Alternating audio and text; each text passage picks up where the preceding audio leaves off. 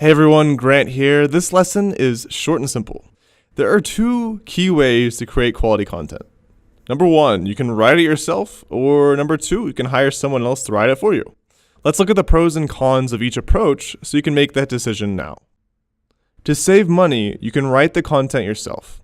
Now, one big caution, this does require good writing skills. As we said in the last lesson, you should be able to write like a native speaker of English.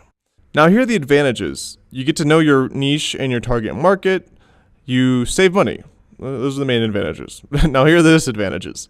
It takes a lot of time to write 50 articles. It's also hard to scale content production as you're the only one writing the content.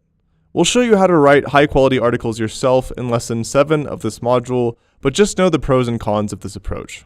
And keep in mind that you don't have to decide black and white entirely one or the other. You might want to hire some people to write most of your articles and fill in the gaps yourself. Now, if you're not a great writer, or if you're not that interested in your niche, or if you want to grow fast, it's better to hire writers to create the content for your site for you. There are lots of good ways to find good writers, including Upwork, TextBroker, and content agencies. We'll discuss all of this in lessons 8, 9, and 10 of this module. So here are the advantages of hiring writers to write your content. Number one, it allows you to quickly scale your content production. And number two, you can focus on outreach and promotion to increase traffic and income faster. It's really hard to write a bunch of content and do all the promotion yourself at the same time. Now, here are the disadvantages.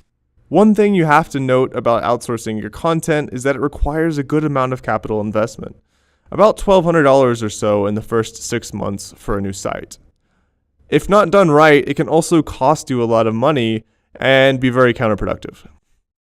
And again, in lessons 8, 9, and 10, we'll walk you through the places where you can find good writers. We'll teach you how to manage the outsourcing of content creation, and then you'll get great content created at a reasonable cost. So time to make the decision. Are you going to decide that you'll write the content yourself? Again, that's 50 or more articles. Or will you hire a writer to do it for you? Either way, your next step is to build a plan to create all of your content, which is what we're going to be going over in the next lesson.